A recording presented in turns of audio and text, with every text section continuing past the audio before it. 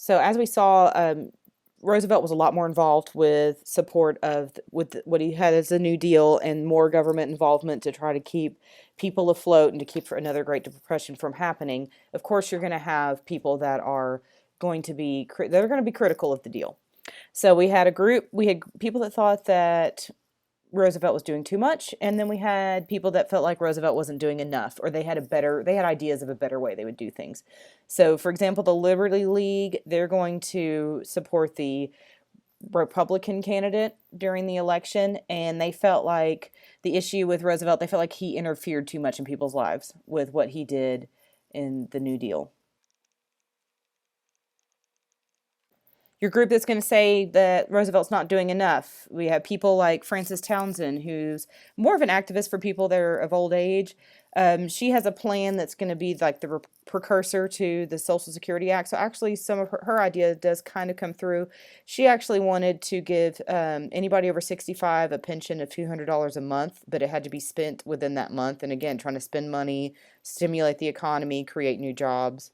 Another person is Huey Long, who is a very fiery senator and former governor of Louisiana, and he wanted to give each American family an income of $5,000 a year, and that would be done by taxing the rich. And so that was his idea. And then you had somebody like Father Coughlin, who felt like Roosevelt was too friendly to the bankers and wanted to see a nationalization of banks. So these are some examples of people that were that had reactions to the New Deal and thought that Roosevelt did too much or did too little. One thing that happens that's very critical of the New Deal during this time is the issue of Franklin Roosevelt and the Supreme Court. He We talked about two acts that were set as unconstitutional earlier, the in an NRA, the Agricultural Adjustment Act, and they felt like the government got too involved. And as we know, we have all these other programs that came out that were very much the government being involved. So something must have happened where the Supreme Court kind of quiet down. So with the two acts that were found unconstitutional, with the National Recovery Act, we had a court case, this Schechter Poultry versus the U.S., and they ruled that even during a national crisis, Congress couldn't give the president more power than that granted in the Constitution. So this kind of upheld separation of powers. So whenever all this happened, and it was kind of taking the wind out of Roosevelt's sails whenever he's trying to get all these New Deal reforms passed. So he comes up with an idea that's later dubbed the court packing scheme. So he's worried that other New Deal legislation might be found unconstitutional, and he felt that his justices, who a bunch of them were over 70, were kind of out of touch with what the country really needed.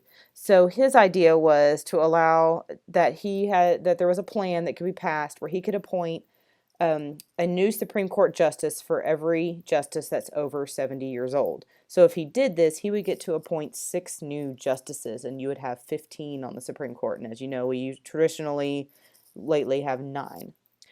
And so this was actually one of the biggest blemishes on Roosevelt's presidency during the New Deal, was this court packing idea.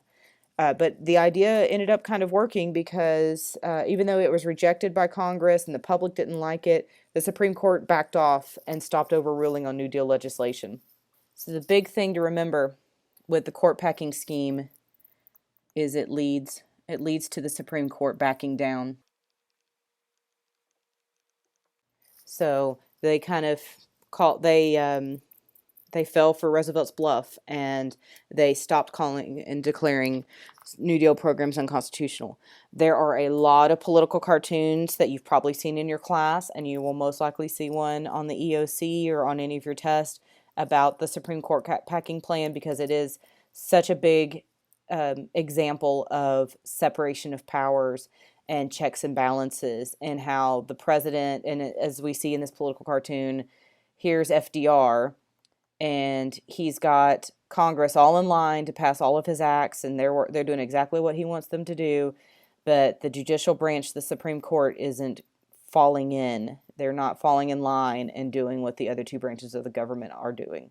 So this whole idea of how the 3 branches of government interact with each other is a big deal during the New Deal, because Roosevelt knows he has to get the legislature on his side to get laws passed, and then now he has to get the judicial branch on his side so they won't declare those laws unconstitutional.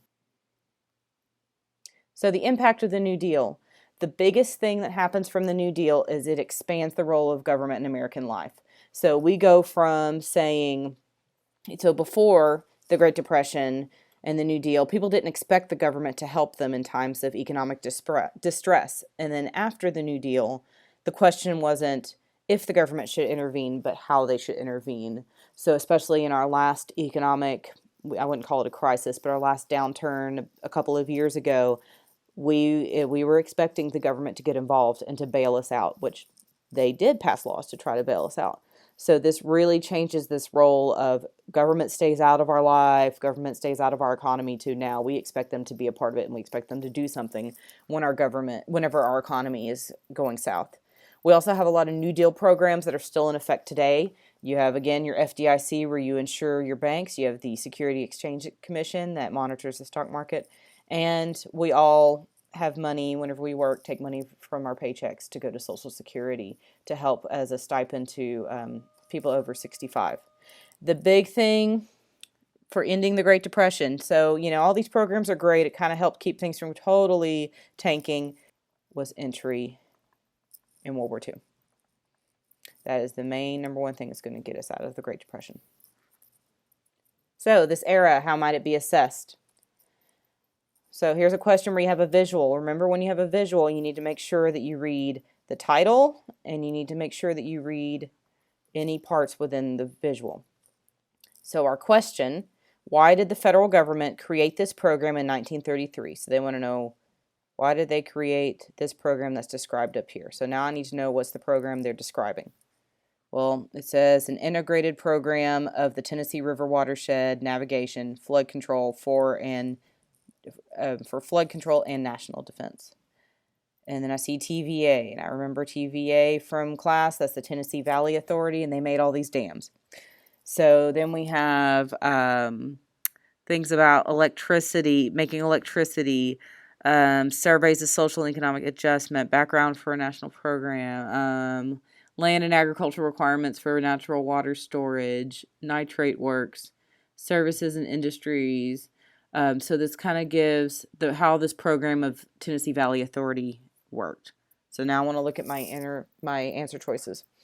A, to establish industrial centers in the region. B, to promote organic farming practices. C, to offset the effects of urbanization and rapid population growth.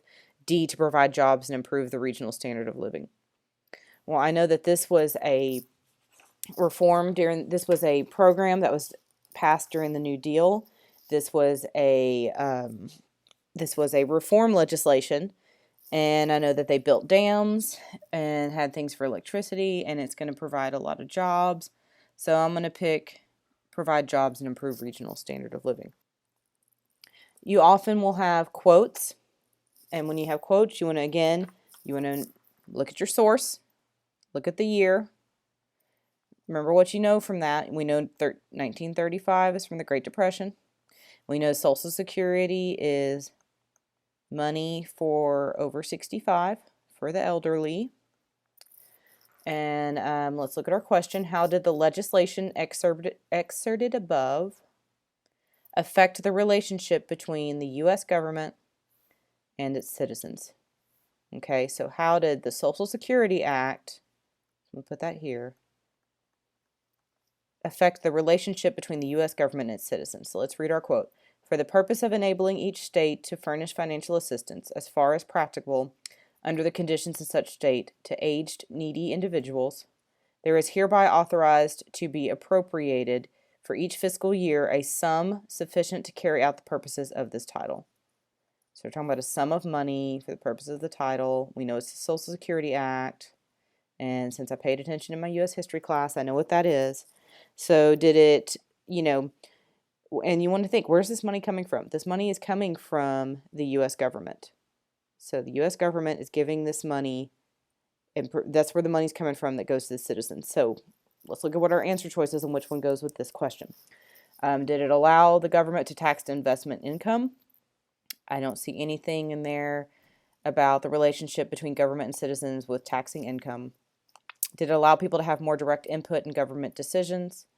Was it that it made most people distrust the power of the government, or was it that it made the government more responsible for the people's economic welfare? So, nothing changed with the electoral process. So the Social Security Act, it gave money for people over 65 so that they'd be okay after they turn 65, even if they're not working. So it wasn't about direct input. This program didn't make people distrust the power of the government. It could be more the New Deal programs in general, even though they started getting to the point where they wanted to trust the government to take care of them. What the Social Security Act did do is it did make the government more responsible for people's economic welfare. And again, economics is money, and it's to make sure that people are going to be okay. And it made the government responsible for that. So our correct answer is D.